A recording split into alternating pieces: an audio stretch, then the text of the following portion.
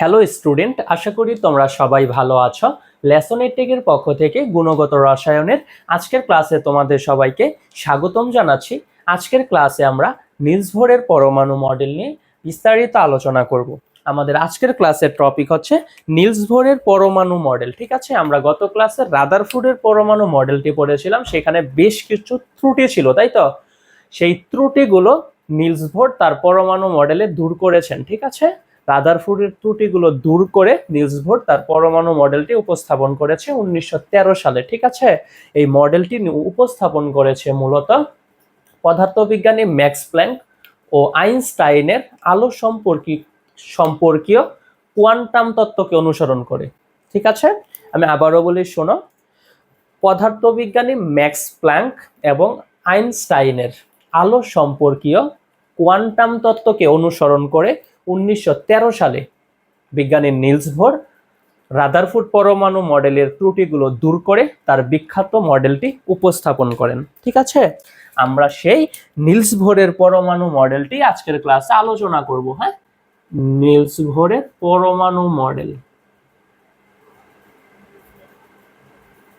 Nils বোরের পরমাণু model. ঠিক আছে, এই মডেলে রাদারফোর্ড পরমাণু মডেলের যে গুরুত্বপূর্ণ তিনটা ত্রুটি ছিল, ত্রুটিগুলো কি কি ছিল? ম্যাক্স প্ল্যাঙ্কের তত্ত্ব ভিত্তিক একটি ত্রুটি ছিল, পরমাণুর ইলেকট্রনগুলোর কক্ষপথের আকার ভিত্তিক একটা ত্রুটি ছিল, এবং হাইড্রোজেন পরমাণুর বর্ণালী ভিত্তিক একটি ত্রুটি ছিল, তাই তো?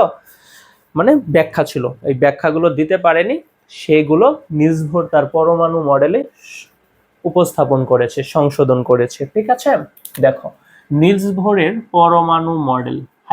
রাদারফোর্ডের পরমাণু মডেলের যে বিখ্যাত তিনটি বা গুরুত্বপূর্ণ তিনটি ত্রুটি ছিল, যে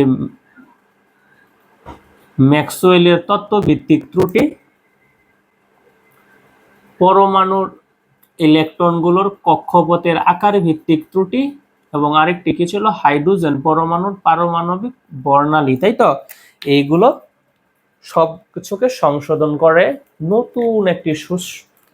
নতুন একটি মডেল উপস্থাপন করেছে নিলস বোরের পরমাণু মডেল। এই মডেলটার গ্রহণযোগ্যতা অনেক বেশি। ঠিক আছে, এই মডেলেও কিছু ত্রুটি আছে, সেগুলো আমরা জানবো। ঠিক আছে, তাহলে আমরা মূল পড়ায় চলে যাই। ঠিক আছে, এই মডেলটি খেয়াল করে দেখো। হ্যাঁ, নিলস বোরের পরমাণু মডেল। ওকে, নিলস বোরের পরমাণু মডেলটি কি? উনি প্রথমে শক্তি স্তরের ধারণা দিয়েছে।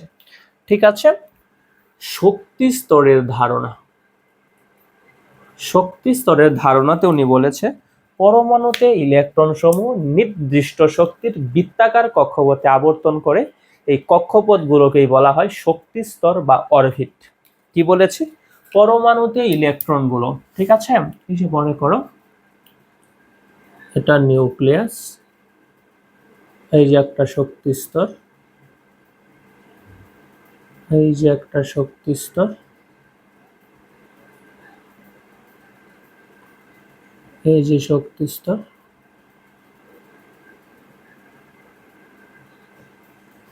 এই যে শক্তি স্তর। ঠিক আছে, এই যে শক্তি স্তরগুলো আমরা দিয়েছি, এই শক্তি স্তরগুলোর মাঝে ইলেকট্রন থাকে। ঠিক আছে, এই যে শক্তি স্তরগুলোর মাঝে ইলেকট্রন থাকে। ঠিক আছে ভাই, পরমাণুতে ইলেকট্রন সমূহ নির্দিষ্ট শক্তির বৃত্তাকার কক্ষপথে আবর্তন করে।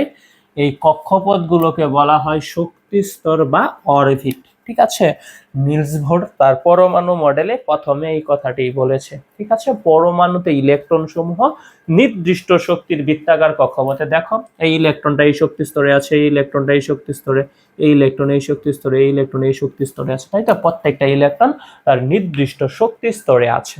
ঠিক আছে, রাদারফোর্ড পরমাণু মডেলে আমরা এমন কিছু কিন্তু পাইনি, তাই না?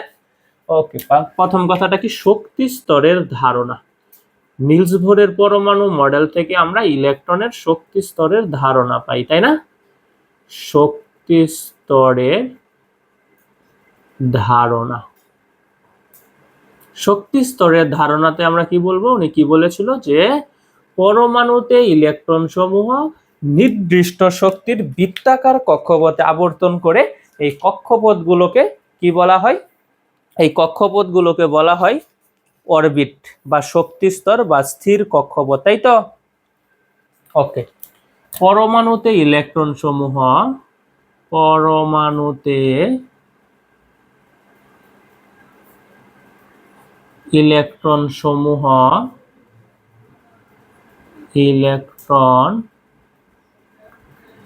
পরমাণুতে ইলেকট্রন সমূহ কতগুলো নির্দিষ্ট শক্তির বৃত্তাকার কক্ষপথে আবর্তন করে? কতগুলো নির্দিষ্ট শক্তির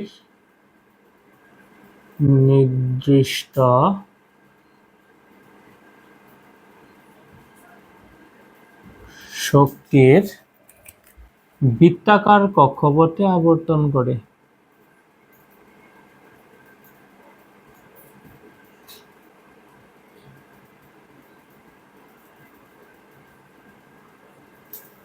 পরমাণুতে ইলেকট্রন সমূহ কতগুলো নির্দিষ্ট শক্তির বৃত্তাকার কক্ষপথে আবর্তন করে? এই কক্ষপথগুলোকে শক্তি স্তর বা অরবিট বলা হয়। আবর্তন করে এই কক্ষপথগুলোকে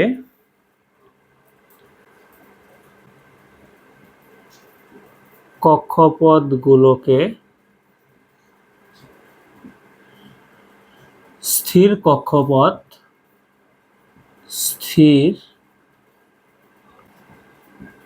কক্ষপথ কিংবা শক্তি স্তর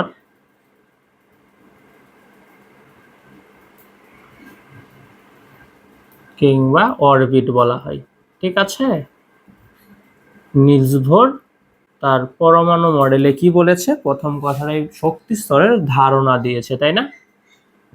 যে পরমাণুতে ইলেকট্রন সমূহ কতগুলো নির্দিষ্ট শক্তির বৃত্তাকার কক্ষপথে আবর্তন করে, এই কক্ষপথগুলোকে বলা হয় স্থির কক্ষপথ, শক্তি স্তর বা অরবিট। ঠিক আছে, আরেকটা কথা মনে রাখবা, ইলেকট্রন গুলো যখন তার নির্দিষ্ট শক্তি স্তরে থাকবে, দেখো এই ইলেকট্রনটা এই চতুর্থ শক্তি স্তরে আছে, ঠিক আছে, এটা মনে করো প্রথম শক্তি স্তর, আমরা ধরলাম n=1। ঠিক আছে, এটা কি দ্বিতীয় শক্তি স্তর, n=2। এটা কি তৃতীয় শক্তি স্তর, n=3। এটা কি চতুর্থ শক্তি স্তর, n=4। তাই না? চারটা শক্তি স্তর, বা এগুলোকে তুমি কি বলতে পারো? কে শেল। প্রথম শক্তি স্তর কে শেল, দ্বিতীয় শক্তি স্তর এল শেল, তৃতীয় শক্তি স্তর এম শেল, চতুর্থ শক্তি স্তর এন শেল। তাই তো? ঠিক আছে, দেখো ইলেকট্রনগুলো যখন তার নির্দিষ্ট শক্তি স্তরে থাকবে, তখন ইলেকট্রনগুলো শক্তি শোষণ বা বিকিরণ করবে না। ঠিক আছে, শক্তি সে গ্রহণও করবে না, শক্তি সে ছেড়েও দিবে না। ঠিক আছে ভাই, এই কথাটা মনে রাখবা। হ্যাঁ, তাহলে 1 নম্বর কথাটা আমরা কি পড়লাম? শক্তি স্তরের ধারণা।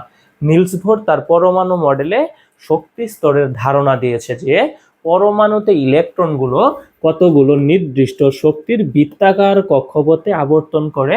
এই কক্ষপথগুলোকে কি বলা হয়? এই যে কক্ষপথগুলো আছে, এই কক্ষপথগুলোকে কি বলা হয়? এই কক্ষপথগুলোকে বলা হয় শক্তি স্তর বা অরবিট বা স্থির কক্ষপথ। ঠিক আছে ভাই, ওকে, তাহলে আমরা 2 নম্বর পয়েন্টে চলে যাই। উনি 2 নম্বর পয়েন্ট যেন কি বলেছে? 2 নম্বরে ইলেকট্রনের কৌণিক ভরবেগের ধারণা। ইলেকট্রনের কৌণিক ভরবেগের ধারণা। ঠিক আছে, উনি সরাসরি একটা সূত্র দিয়ে দিয়েছে, কিন্তু এই সূত্রটা কোথা থেকে আসছে উনি কোনো ব্যাখ্যা দেয় নাই। বুঝছো? এই জন্য এটাকে ওনার ত্রুটি ধরা হয়েছে। আমরাও সরাসরি সূত্রটা লিখে ফেলবো।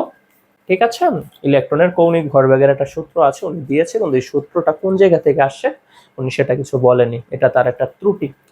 ঠিক আছে ভাই, ওকে, আমরা এই অধ্যায়ের সামনে এই সূত্রটা কিভাবে আসছে এটা আমরা এই অধ্যায়ের সামনে পড়বো, আজকে নয়। হ্যাঁ, দেখো, ইলেকট্রনের কৌণিক ভরবেগের ধারণা দিয়েছে।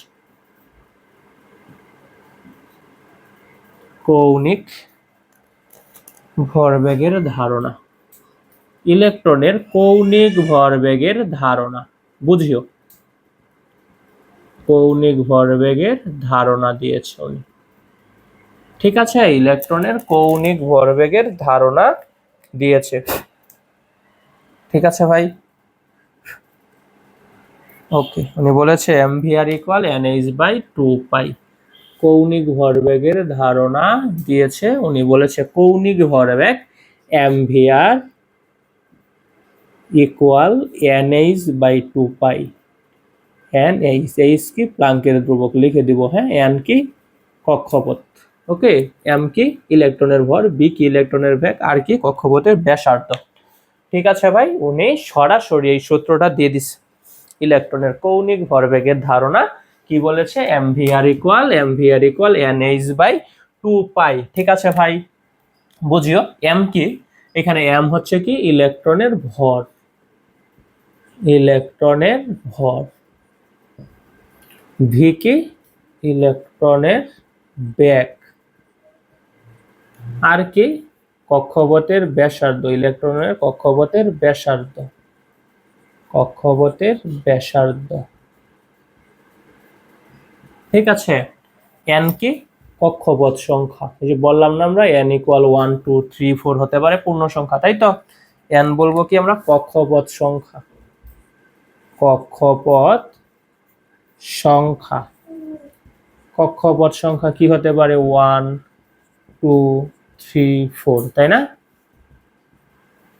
ঠিক আছে, এইচ কি, এইচ হচ্ছে প্লাঙ্কের ধ্রুবক, এইচ কি প্লাঙ্কের ধ্রুবক,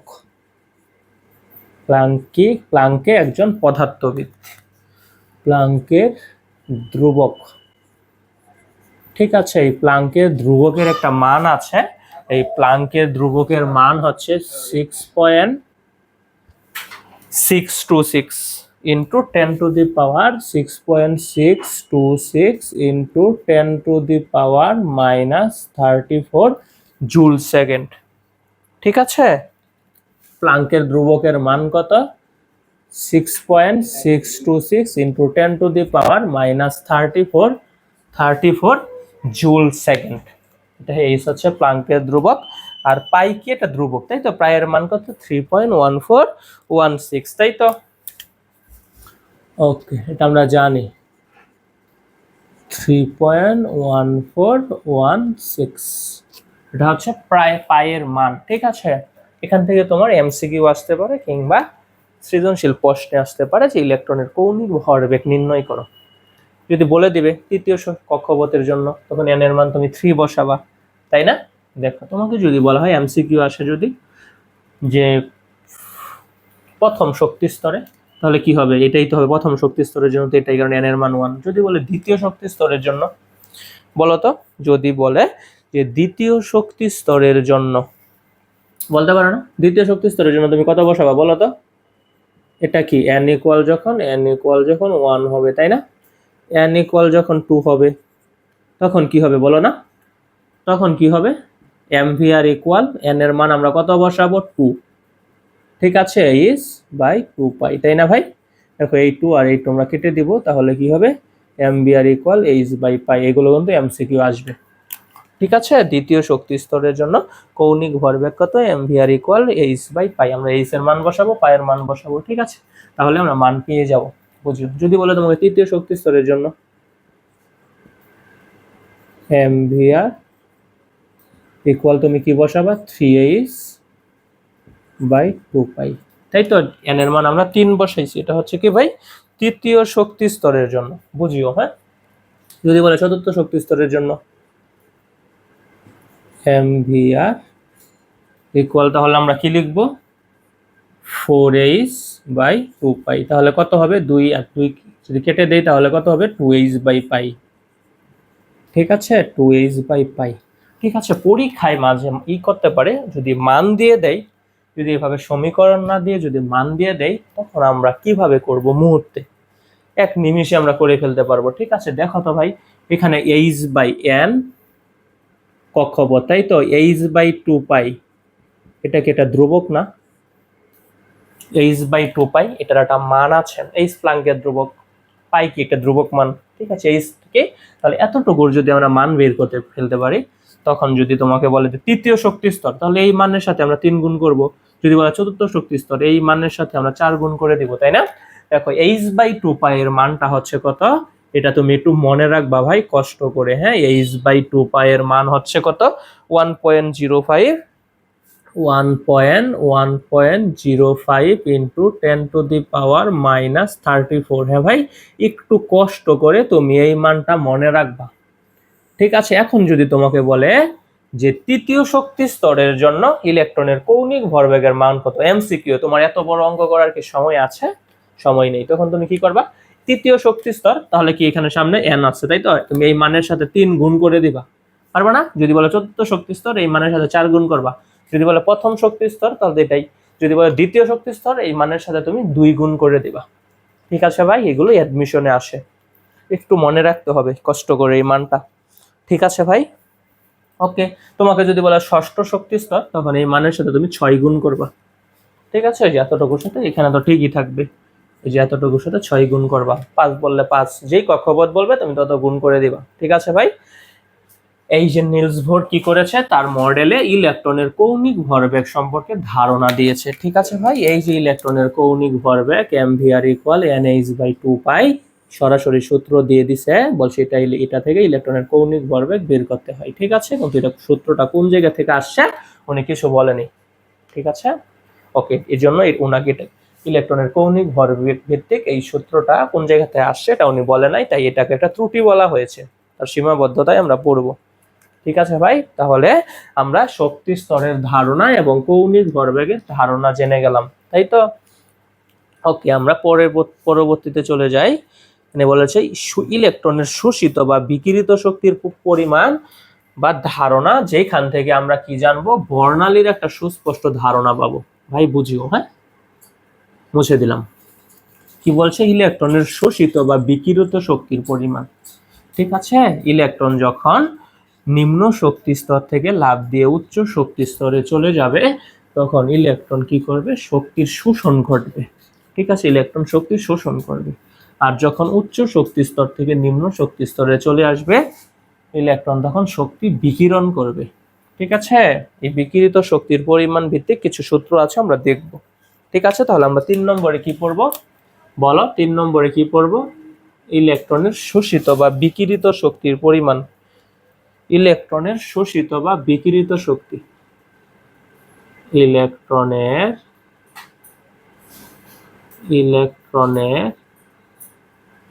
শোষিত বা বিকিরিত শক্তি, ইলেকট্রনের শোষিত বা বিকিরিত শক্তি। ঠিক আছে, ইলেকট্রনের শোষিত বা বিকিরিত শক্তি, শোষিত বা বিকিরিত শক্তি, অর্থাৎ বর্ণালীর ধারণা। ঠিক আছে, এখান থেকে কি আসছে, বর্ণালীর ধারণা পাওয়া গিয়েছে। ঠিক আছে, রাদারফোর্ড পরমাণু মডেল কি বর্ণালীর ধারণা দিতে পেরেছিল? পারেনি।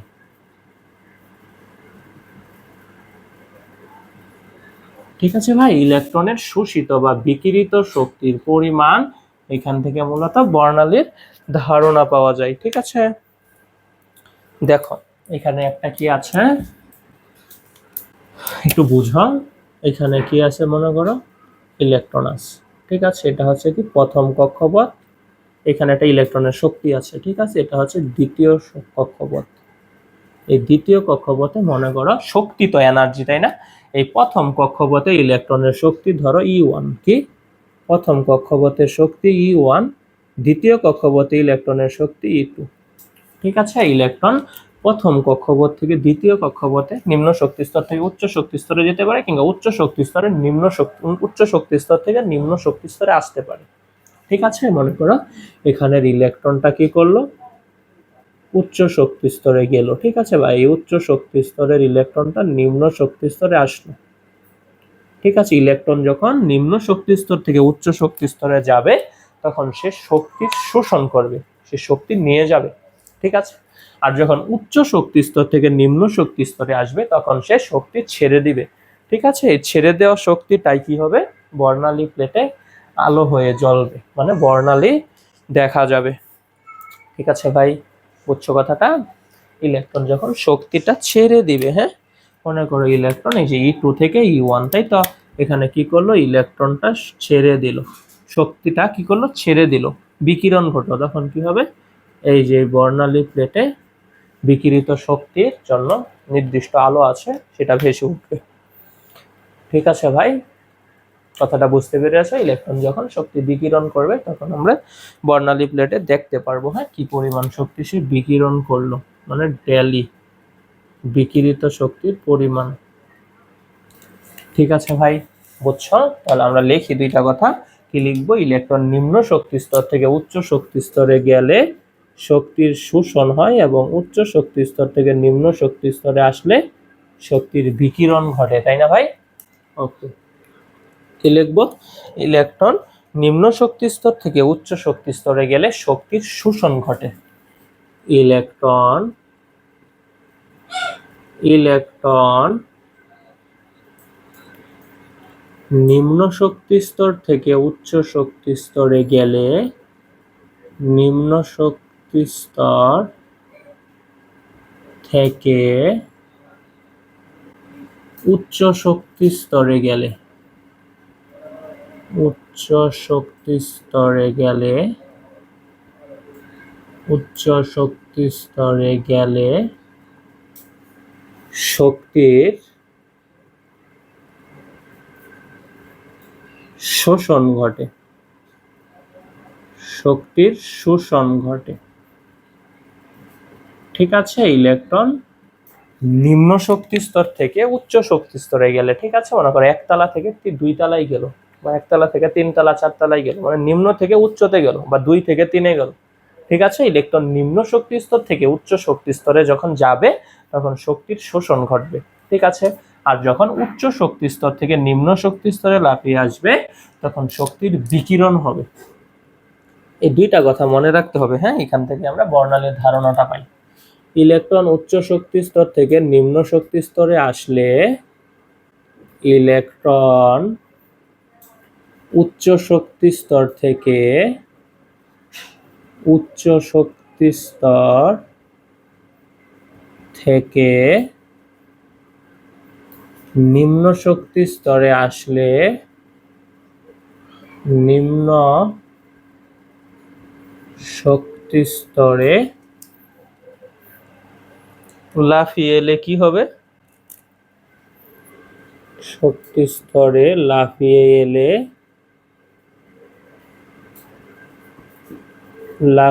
এলে শক্তির বিকিরণ ঘটে। শক্তির বিকিরণ ঘটে, ঠিক আছে ভাই? তাহলে এই বিকিরিত শক্তির পরিমাণ আমরা কি লিখতে পারি? ডেলি ইকুয়াল E2 - E1, তাই না রে ভাই? বিকিরিত শক্তির পরিমাণ আমরা কি লিখতে পারি? ডেলি ইকুয়াল E2 - E1, ঠিক আছে? মনে করো দ্বিতীয় কক্ষপথের শক্তি E2, দ্বিতীয় কক্ষপথের শক্তি কি ভাই? E2, আর প্রথম কক্ষপথের শক্তি E1। তাহলে যদি আমরা বিকিরিত শক্তির পরিমাণ বের করি, যে বিকিরিত শক্তির পরিমাণ বুঝিও, বিকিরিত শক্তির পরিমাণ, শোষিত বা বিকিরিত শক্তির পরিমাণ বুঝিও, হ্যাঁ? লিখতে পারি ডেলি ইকুয়াল দ্বিতীয় কক্ষপথের শক্তি মাইনাস প্রথম কক্ষপথের শক্তি, E2 - E1, ঠিক আছে? এই বিকিরিত শক্তির পরিমাণ আরেকটি আছে যেটাকে বলা প্লাঙ্কের সমীকরণ, ই ডেলি ইকুয়াল এইচ নিউ। কি?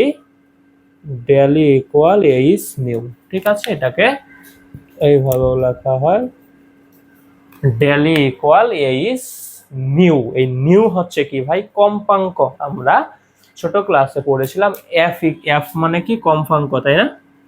কম্পাঙ্ককে এফ দ্বারা প্রকাশ করা হয়, এখানে আমরা কম্পাঙ্ককে নিউ দ্বারা প্রকাশ করব, ঠিক আছে? আমি এই কথাগুলো লিখে দিই, হ্যাঁ?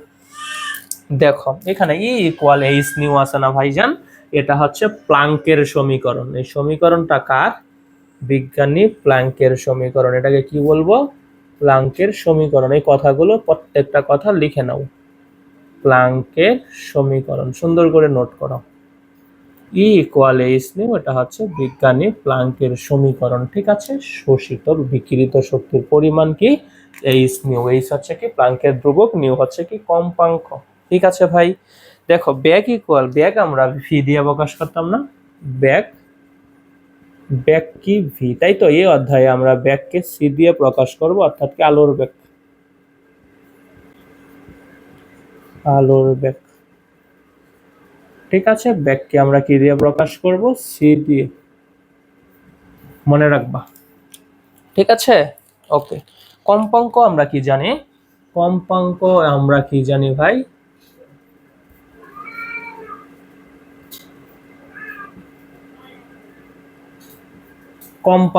কম্পাঙ্ক আমরা জানতাম কি এফ, কিন্তু এই অধ্যায়ে আমরা কি দিয়ে প্রকাশ করব কম্পাঙ্ককে? নিউ দিয়ে। ঠিক আছে, এটাকে আমরা বলবো নিউ। এইভাবে দিয়ে এইভাবে দিয়ে দিবা। ঠিক আছে, নিউ এইভাবে। ঠিক আছে, তোমার যেটা মন চাই দিতে পারো। ঠিক আছে, সুন্দর করে দিয়ে একটু নিউ। কম্পাঙ্ককে কি দ্বারা প্রকাশ করা হয় ভাই? নিউ দ্বারা। ওকে, কম্পাঙ্ক আমরা আর এফ বলবো না, এখানে কি বলবো? বলবো হচ্ছে নিউ। খেয়াল করো। ঠিক আছে ভাই, ওকে। তরঙ্গ দৈর্ঘ্য আমরা কি জানি? ল্যামডা। তরঙ্গ দৈর্ঘ্য কি জানি ভাই? তরঙ্গ দৈর্ঘ্য ল্যামডা, তাই তো? তরঙ্গ দৈর্ঘ্যকে কি দ্বারা প্রকাশ করা হয়? ল্যামডা দ্বারা। তরঙ্গ দৈর্ঘ্য হচ্ছে ল্যামডা। ঠিক আছে, ওকে। আর শক্তির পরিমাণ ই। শক্তির পরিমাণ কি? ই। শক্তির পরিমাণ, শক্তির পরিমাণ কি ভাই? শক্তির পরিমাণ হচ্ছে কি? ই। বুঝিও আমরা কম ভি ইকুয়াল কি সূত্র জানতাম? ব্যাগ ইকুয়াল কম্পাঙ্ক ইন্টু তরঙ্গ দৈর্ঘ্য না ভাই?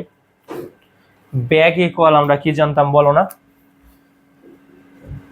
ব্যাগ ইকুয়াল কম্পাঙ্ক এফ ইন্টু তরঙ্গ দৈর্ঘ্য ল্যামডা। এটা ছোট ক্লাসে আমরা পড়ে আসছিলাম এই সূত্রটা, তাই না?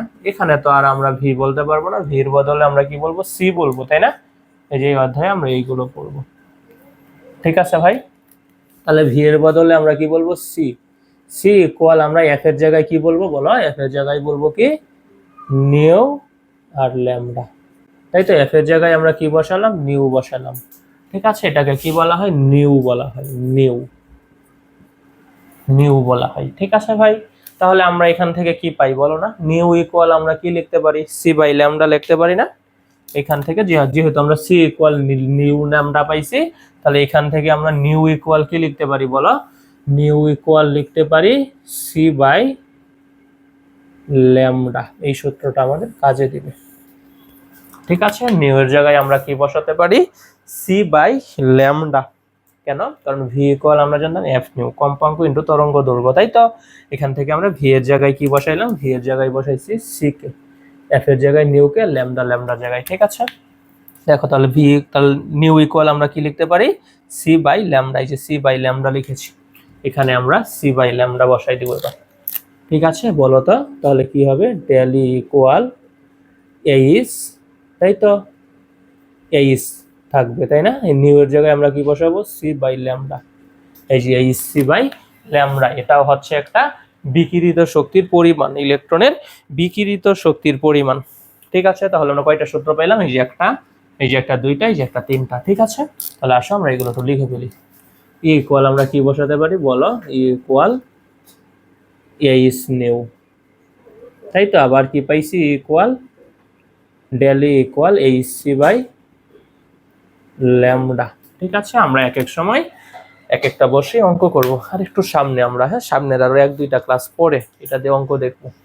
ঠিক আছে, তাহলে শোষিত বা বিকিরিত শক্তির পরিমাণ ভিত্তিক আমরা সূত্র পাইলাম, তাই তো? বিকিরিত শক্তি equal del equal E two minus E one del equal H nu. ঠিক আছে, এটা হচ্ছে প্লাঙ্কের সমীকরণ।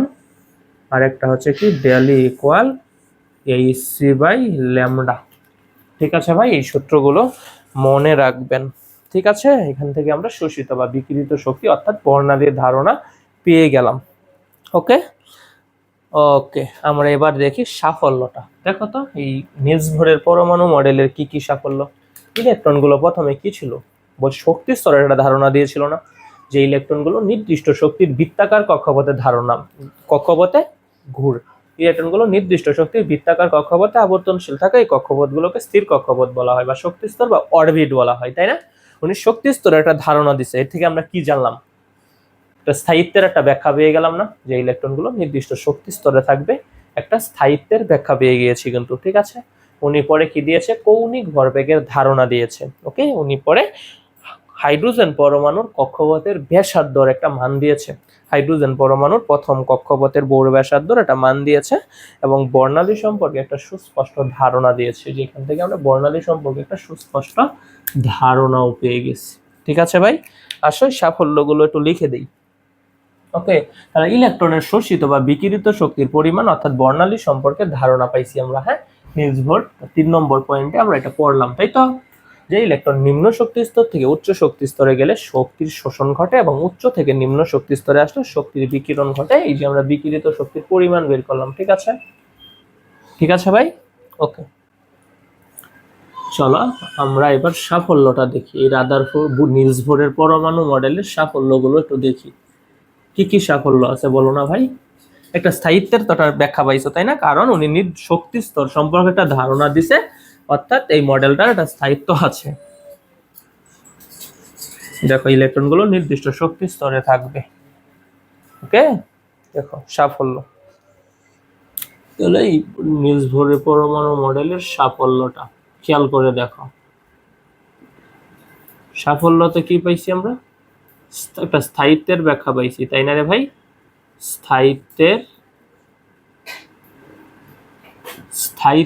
ব্যাখ্যা পাইছি, কারণ ইলেকট্রনগুলো নির্দিষ্ট শক্তির কতগুলো কক্ষপথে থাকে। ঠিক আছে, কক্ষপথগুলোকে শক্তি স্তর বা অরবিট বলা হয়। এখান থেকে আমরা স্থায়িত্বের ব্যাখ্যা পাইছি, তাই তো। আর কি পাইছি? কৌণিক ভরবেগ সম্পর্কে ধারণা পাইছি, তাই না?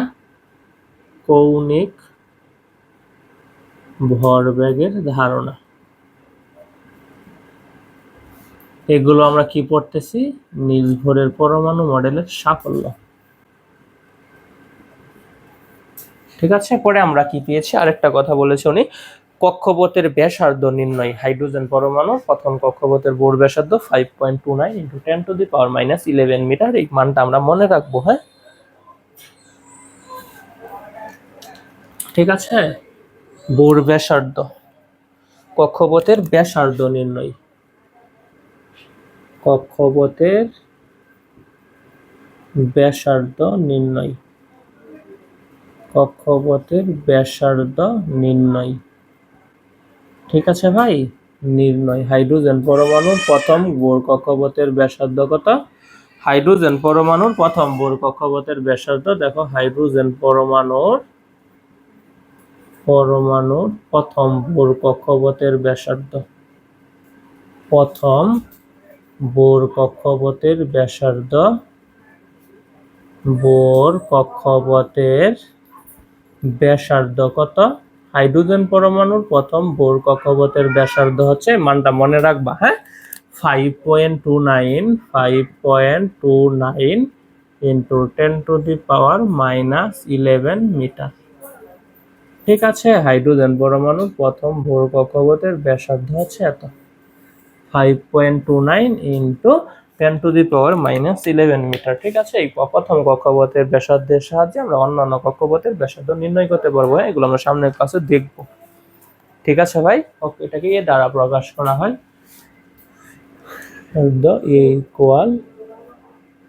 A = 5.29 × 10⁻11 metre. ঠিক আছে, পরে এখান থেকে আমরা কি পাই ভাই? বর্ণালী সম্পর্কে ধারণা পাই, তাই না? এটা হলো নিলস ভোরের পরমাণু মডেলের একটা সাফল্য, যে বর্ণালী সম্পর্কে ধারণা পাওয়া যায়, বর্ণালী সম্পর্কে সুস্পষ্ট ধারণা, সম্পর্কে সুস্পষ্ট ধারণা, সুস্পষ্ট ধারণা। ঠিক আছে, বর্ণালী সম্পর্কে সুস্পষ্ট ধারণাও পাওয়া যায় নিলস ভোরের পরমাণু মডেল থেকে। ঠিক আছে ভাই, তবে কিছু ত্রুটি আছে, বুঝছো? আমরা এবার ত্রুটিগুলো দেখবো, অর্থাৎ সীমাবদ্ধতাগুলো দেখবো। ঠিক আছে, উনি বলেছে ওনার মতে নিলস ভোরের মতো ইলেকট্রনের কক্ষপথ হচ্ছে দ্বিমাত্রিক সমতলীয়, অর্থাৎ কি বৃত্তাকার। উনি পরমাণুর প্রকৃত কক্ষপথ ত্রিমাত্রিক কাঠামোর কোনো ব্যাখ্যা দিতে পারেনি, প্রকৃত ত্রিমাত্রিক কাঠামোর কোনো ধারণা পাওয়া যাবে না। ঠিক আছে, নিলস ভোর কি বলেছে? ইলেকট্রনগুলো নির্দিষ্ট শক্তির বৃত্তাকার কক্ষপথে ঘুরে। ওনার কথা মতো কি ইলেকট্রনের কক্ষপথ হচ্ছে কি বৃত্তাকার, মানে দ্বিমাত্রিক সমতলীয়। ঠিক আছে, কিন্তু ইলেকট্রনের প্রকৃত কাঠামো কি ভাই? ত্রিমাত্রিক। ঠিক আছে ভাই? ওকে, পরমাণুর প্রকৃত ত্রিমাত্রিক কাঠামোর ধারণা পাওয়া যায় না। এই যে একটা ত্রুটি বের হয়ে গেল, দেখছো? পরে উনি কি করেছিল, আমরা সীমাবদ্ধতাগুলো দেখব। পরে উনি কৌণিক ভরবেগের ধারণা দিছে, কিন্তু সূত্রটা কোন জায়গা থেকে আসছে সেটা কিছু বলে নাই। ঠিক আছে, উনি এক ইলেকট্রন বিশিষ্ট পরমাণুর বর্ণালী সম্পর্কে ধারণা দিছে, তবে একাধিক ইলেকট্রন বিশিষ্ট পরমাণুর বর্ণালী সম্পর্কে ধারণা দিতে পারেনি। ঠিক আছে, ওকে। আরেকটি সীমাবদ্ধতা আছে, সেটা হচ্ছে যে পরমাণুতে তুমি যদি চুম্বক ক্ষেত্র বা তড়িৎ ক্ষেত্র প্রয়োগ করো, তখন বর্ণালী রেখাগুলো সূক্ষ্ম রেখায় বিভক্ত হয়ে যায়। এটারও কোনো ব্যাখ্যা দিতে পারেনি। ঠিক আছে, এই 4টা সীমাবদ্ধতা আছে। দেখো, সীমাবদ্ধতা এক আমরা কি বলবো? সীমাবদ্ধতা একে কি বলবো? বলবো যে বোর মডেল মতে ইলেকট্রনের কক্ষপথ হচ্ছে দ্বিমাত্রিক সমতলীয় অর্থাৎ বৃত্তাকার। বোর মডেল মতে বোর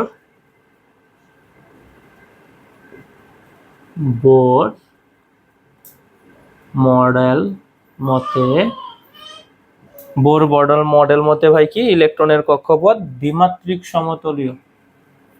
ইলেকট্রনের কক্ষপথ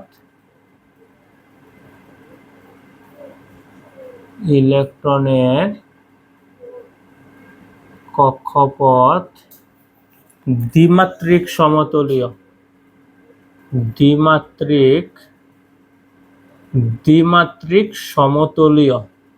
সমতলীয়। ঠিক আছে, অর্থাৎ কি বৃত্তাকার।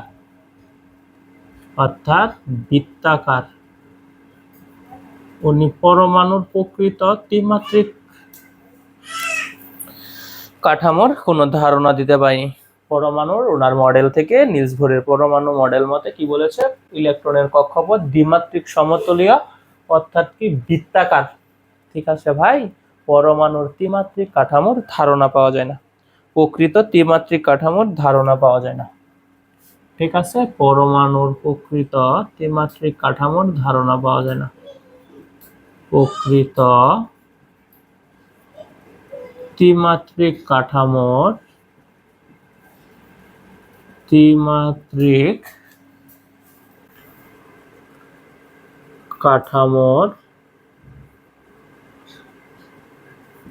ধারণা পাওয়া যায় না।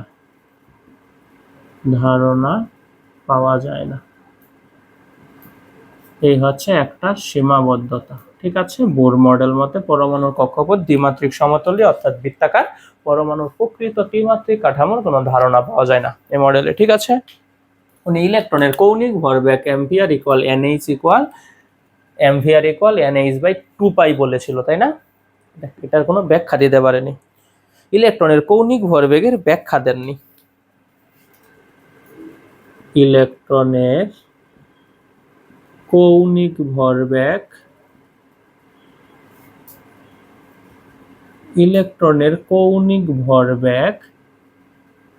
mvr ইকুয়াল NH/2π এর ব্যাখ্যা দেননি। ঠিক আছে, এটা আরো আগেই বলেছি। ঠিক আছে, যেটা সূত্রটা দিচ্ছি সেটার কোনো ব্যাখ্যা দেননি।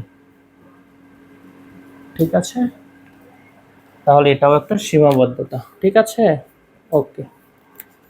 উনি এক ইলেকট্রন বিশিষ্ট পরমাণুর বর্ণালী ব্যাখ্যা করেছিল। বুঝছো, এক ইলেকট্রন বিশিষ্ট পরমাণু বা আয়নের বর্ণালী ব্যাখ্যা করেছিল, যেমন হাইড্রোজেন।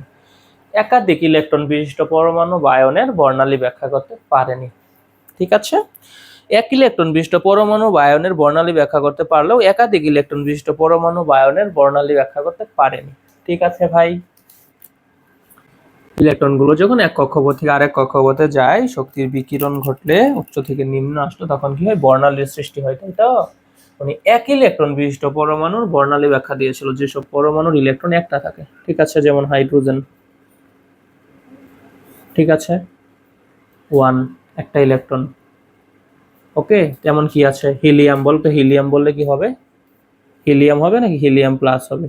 হিলিয়াম প্লাস হবে, কারণ দুইটা থেকে একটা ইলেকট্রন ছেড়ে দিয়েছে। এখানে কয়টা? একটা আছে ইলেকট্রন। ঠিক আছে, যেমন লিথিয়াম।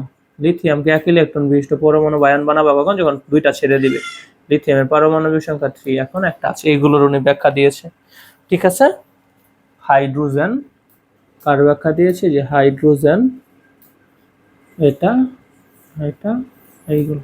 ঠিক আছে, এক ইলেকট্রন বিশিষ্ট পরমাণু বা আয়নের বর্ণালী ব্যাখ্যা করেছে, একাধিক ইলেকট্রন বিশিষ্ট পরমাণু বা আয়নের বর্ণালী ব্যাখ্যা করতে পারেনি। ঠিক আছে ভাই, আসো এই কথাটা লিখি। এক ইলেকট্রন বিশিষ্ট পরমাণু বা আয়নের বর্ণালী ব্যাখ্যা করতে পারলেও এক ইলেকট্রন বিশিষ্ট এক ইলেকট্রন বিশিষ্ট পরমাণু বা আয়নের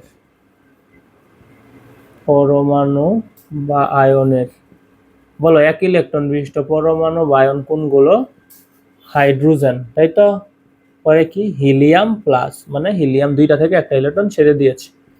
পরে লিথিয়াম 2+, এগুলো কিন্তু মনে রাখবা দয়া করে, মানে এমসিকিউ আসবে, হ্যাঁ, যে বোর মডেল মতে যে কোন পরমাণু বা আয়নের বর্ণালী ব্যাখ্যা সম্ভব।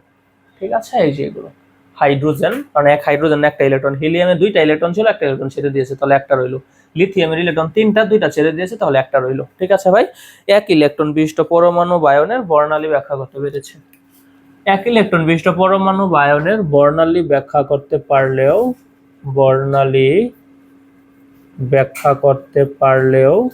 ব্যাখ্যা করতে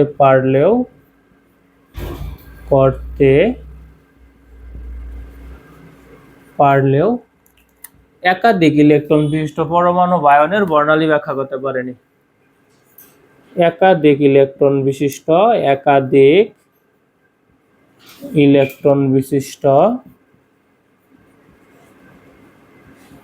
পরমাণু বা আয়নের বর্ণালী ব্যাখ্যা করতে পারেনি। পরমাণু বা আয়নের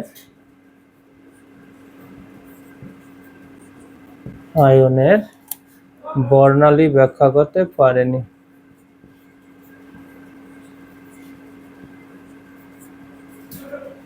ব্যাখ্যা করতে পারেনি।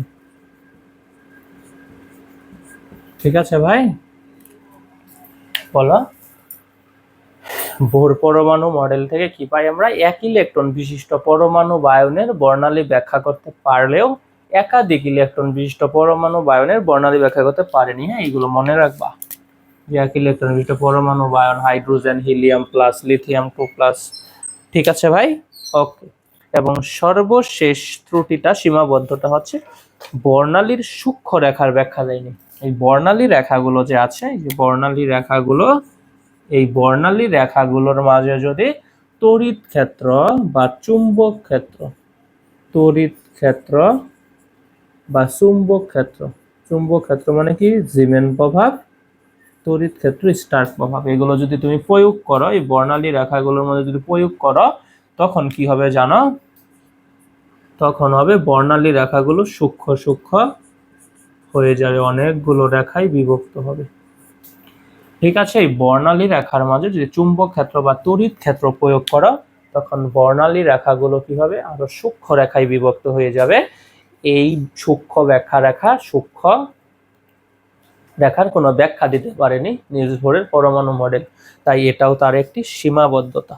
ঠিক আছে, আসলে আমরা লিখে ফেলি যে বর্ণালীর সূক্ষ্ম রেখার ব্যাখ্যা দেননি, কারণ যে বর্ণালী রেখাতে, যে মনে করো এটা বর্ণালী রেখা, ঠিক আছে, এটাতে যদি তড়িৎ চুম্বক ক্ষেত্র, যেটাকে বলা হয় জিমেন প্রভাব, ঠিক আছে, তড়িৎ ক্ষেত্র স্টার্ক প্রভাব, এগুলো যদি প্রয়োগ করা হয়, তখন কি হবে? এই বর্ণালী রেখাগুলো সূক্ষ্ম রেখায় বিভক্ত হয়ে যায়।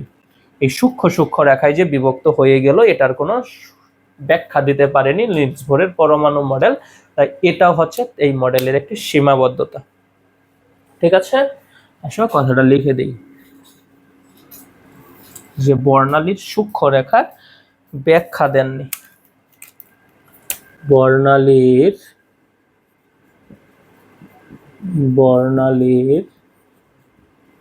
সূক্ষ্ম রেখার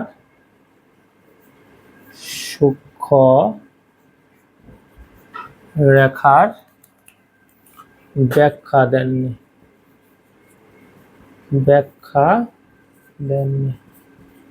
ঠিক আছে, অর্থাৎ তুমি যদি পরমাণুতে জিমেন প্রভাব এবং স্টার প্রভাব প্রয়োগ করলে বর্ণালী রেখাগুলো আরো সূক্ষ্ম রেখায় বিভক্ত হয়ে যায়। বোর মডেল এর ব্যাখ্যা দিতে পারেনি।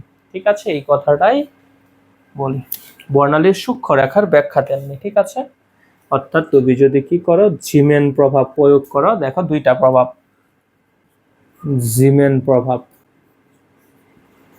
জিমেন প্রভাব। ঠিক আছে, জিমেন প্রভাব থেকে তুমি মনে রাখবা কি এগুলো আসবে, হ্যাঁ, সংজ্ঞাটা জিমেন প্রভাব কি বলবা কি, যে পরমাণুতে যে জিমেন প্রভাব প্রয়োগ করলে কি হবে, বর্ণালী রেখাগুলো আরো সূক্ষ্ম রেখায় বিভক্ত হয়ে যাবে। ঠিক আছে, যে প্রভাবের ফলে পরমাণুর বর্ণালী রেখাগুলো সূক্ষ্ম রেখায় বিভক্ত হয়ে যায় তাকে বলা হয় জিমেন প্রভাব। ঠিক আছে, আর যদি যে চুম্বক ক্ষেত্রের প্রভাবে বলবা, যে চুম্বক ক্ষেত্রের প্রভাবে যদি বর্ণালী রেখাগুলো আরো সূক্ষ্ম রেখায় বিভক্ত হয়ে যায় তখন বলা হয় জিমেন প্রভাব। ঠিক আছে, চুম্বক ক্ষেত্রের প্রভাবে বর্ণালী রেখাগুলো সূক্ষ্ম রেখায় বিভক্ত হয়ে যায়। চুম্বক ক্ষেত্রের প্রভাবে বর্ণালী রেখাগুলো সূক্ষ্ম রেখায় বিভক্ত হয়ে যায়। রেখাগুলো অসংখ্য সূক্ষ্ম রেখায় বিভক্ত হয়ে যায়, আরো সূক্ষ্ম রেখায় বিভক্ত হয়, আরো সূক্ষ্ম রেখায় বিভক্ত হয়, সূক্ষ্ম রেখায়